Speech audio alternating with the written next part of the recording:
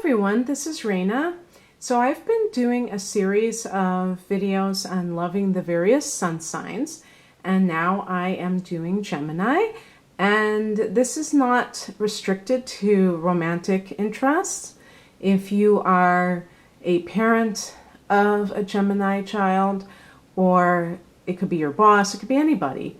It just is something to help you maybe understand them a little bit better and to relate to them on some level.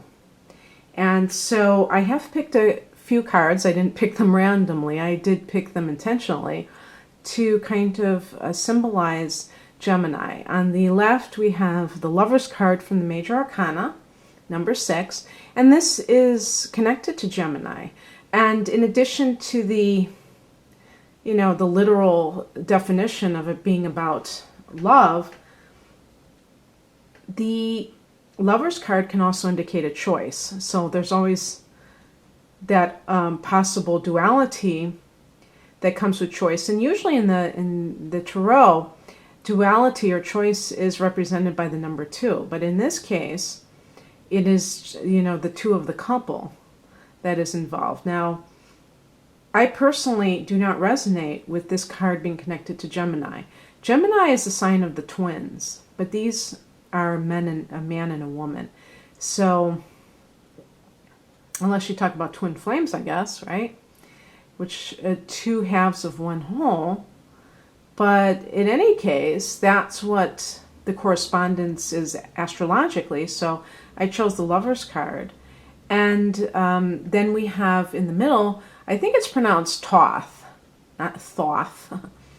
And it says write, and I associate writing and any kind of communication with Geminis. You will often find, I think, a person who is very literary, because Gemini rules the 3rd house of all kind of communications, but also writing, and even, some teaching. The 9th house, which is the opposite house, Sagittarius's house, is also associated with similar things. They say that Geminis write news articles and Sagittarians write novels. So the 3rd house is more about short writings, maybe like the internet would qualify, blog posts, and the 9th house is lengthier types of writing. But, Gemini is ruled by Mercury, and Mercury is all about communication, so that makes total sense. And then on the right, we have a Swords card, which is in the suit of air, and that has to do with, or I said suit, I meant element of air. Suit of Swords, element of air. And I picked the number 2 because of that duality. And it's a card about choice. And, in terms of the typical Gemini person, I would think that 2 of Swords would be more appropriate for Libra in terms of indecision. But I just picked it for the number 2 because all of the mutable signs, so we're talking about Gemini, and we're talking about Sag, we're talking about Pisces, and we're talking about Virgo, are dual signs. They have symbols of 2 things. For Sag, it's half man, half animal.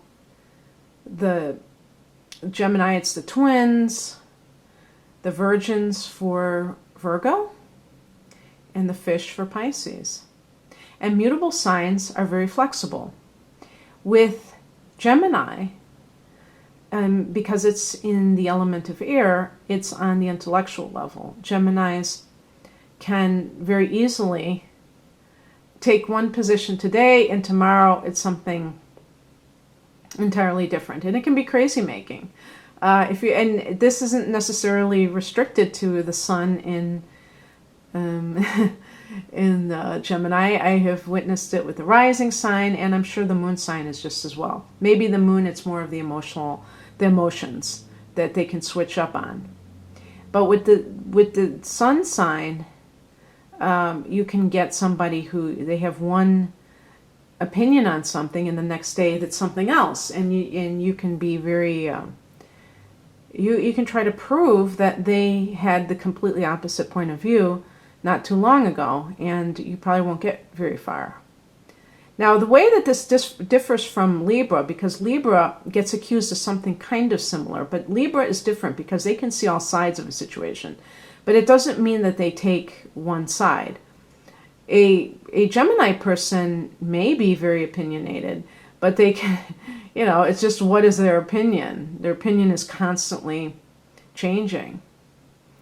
And so that can create an impression of instability when other people view a Gemini, or when they watch them and they see how they operate. They may feel like this person is, that they never are that there's something insubstantial about them. And I kind of connect fairies with Gemini. There's a lighthearted, I think of Midsummer Night's Comedy and all the fairies. And of course, Gemini is a summer sign. So there's an ethereal quality. And some of the women can be very beautiful in an ethereal way. I think about, I was going to say somebody like Natalie Portman, or even Angelina Jolie. But it's also a masculine sign, so it's kind of a little bit contradictory, as is Gemini itself. So, the women can be tomboyish maybe when they're young, and they can develop into these very, almost like very delicate features, bone structure, and,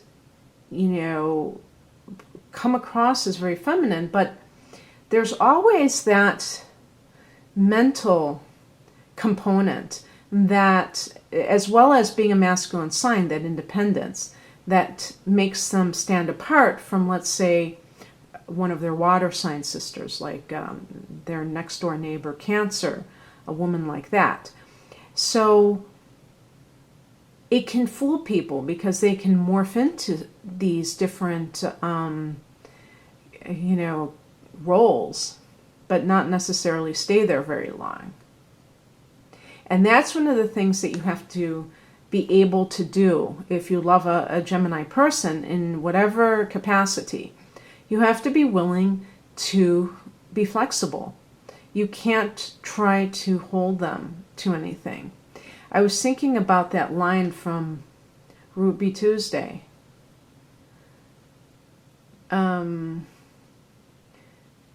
This about this elusive woman, but it can be an elusive person. The male Gemini can be just as much. Think about what Mercury is. It's quicksilver, and you can't contain it. You can't hold it. It squirms away. And Gemini people cannot be pinned down. Oh, I think I was thinking, okay, what is that line in the song? Yeah, and I don't know who wrote the lyrics. I think Keith Richards wrote the lyrics. Amazing lyrics. When you change with every new day, still I'm going to miss you. Very melancholy and beautiful, poetic. So there's this kind of a shape-shifting quality and this, elusive quality where, they're flitting like a butterfly. Now I'm thinking of another song, Elusive Butterfly. They're here, there, and everywhere. I just speak in song titles. And by the way, Paul McCartney is a Gemini too. And so it can be maddening for very, I was going to say, people who are very controlling and very, jealous, because, possessive is what the word I was looking for. Because, and I'm thinking of you, Taurus, I'm thinking of you, well, Scorpio, but I don't know how many Scorpios get with Geminis. I think Taurus is next door. It can be likely in that sense. because you're right next to each other. But even with Taurus, there can be kind of an oddball relationship in some regards. So I would say the most likely kind of a thing, even a sign like Leo, which would be a compatible sign with Gemini. Leos like to know where somebody is, and they want to pin them down. And that's not that easy when you're dealing with a Gemini person. And so that's one thing you have to remember, and be flexible with whatever it is that they are about. The other thing to remember, too, is that Gemini needs constant stimulation. You could be the biggest piece of beefcake, the biggest, hottest chick on the planet, and it can only go so far with a Gemini individual because they have that mental stimulation. And it's also just this sense of novelty. When you talk about variety, the spice of life, yeah, that should be the theme of every Gemini person. They love variety. And some of them take it literally when it comes to their relationships, where they want even more than one person. They may want an open relationship, or they may want, since Gemini, is the sign of the twins, they may want two people, like a polyamorous relationship, or just like a triad. And if you're not interested in that, that's a thing that can be a sore spot, because they tend to be not jealous types themselves. They tend to be much more interested in freedom than in possessing another person. So just understand that. Don't try to change somebody. You can voice your opinion, but when you get your answer, take it for what it's worth and either stay or move on. But don't try to get somebody to be like what you want them to be, because more times than not, I think that the end result will not end well, because people want to do what they want to do, don't they? And maybe a bit of tweaking here and there, but if somebody has a very strong belief system that they believe in free love, or they believe that possessiveness is absolutely a bad thing, and that variety is the spice of life, and they want that freedom of movement where they're not beholden to anybody, they're telling you who they are. Now, there are some, I was going to say used car salesmen. There are some Gemini individuals that exhibit used car salesman-like behaviors, where they will tell you what you want to hear. Lying and being a Gemini sometimes can be synonymous, and I'm talking shadow here, and obviously all signs can lie. Let's not kid ourselves. But the mercurial aspect, the Mercury influence of Gemini, and this is also true of Virgo, because it's ruled by Mercury too, can lead them to kind of stretching the truth and being a little bit lawyerly in how they phrase things to try to distort things so that they can officially say they're not lying when they actually are. The sin of omission, telling you half-truths. And if you come across a Gemini person who exhibits these traits more times than not, again, you have to ask yourself, are you willing to be in a relationship with somebody that you basically do not trust? Now, are there some people who lie to kind of cover their ass? Yes. And sometimes it's a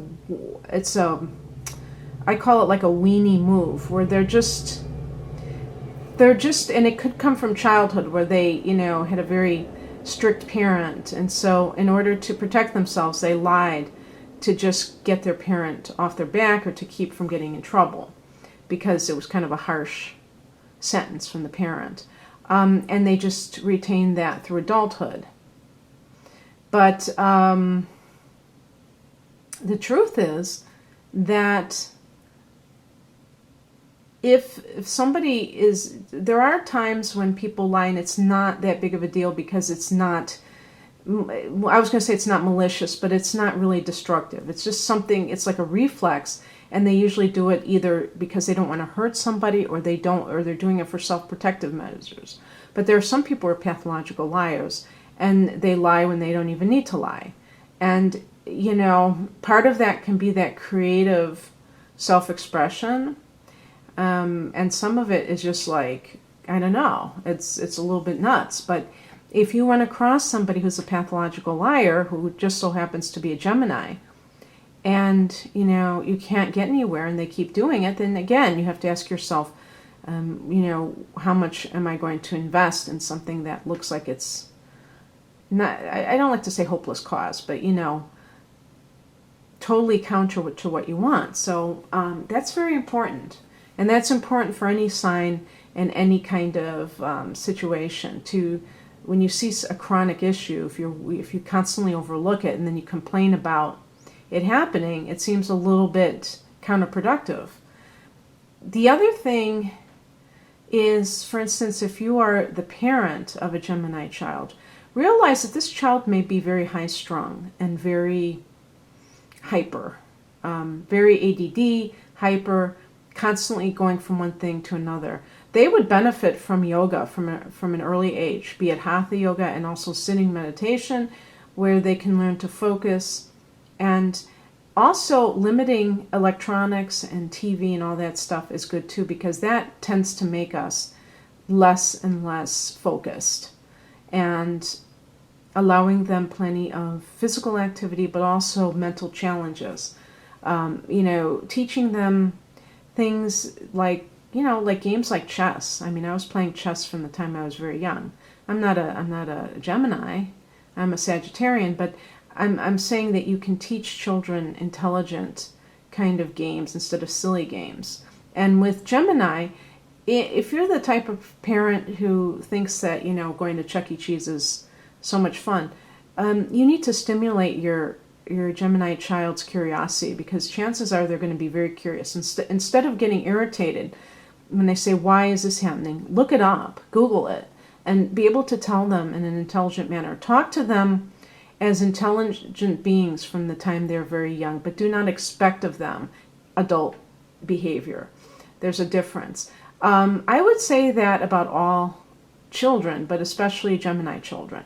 But by the same token, do not expect that kind of maturity, because sometimes I see parents and they're talking in a very mature way to their children, almost, but then they you know, kind of get impatient when their children are responding like children. And you have to still give them that ability to be a child, and not to condemn them if they don't understand something. Just kind of provide a lot. Go to the library all the time. Give them a life of the mind, because that's something that they naturally crave. And don't push them into sports, in other words, if they're not interested in it. You know, encourage their literary side, their mental side, their, you know, books. Always about books. So, what else can I say? I think that's about it. So, I hope you enjoyed this, you guys. Take care. Bye.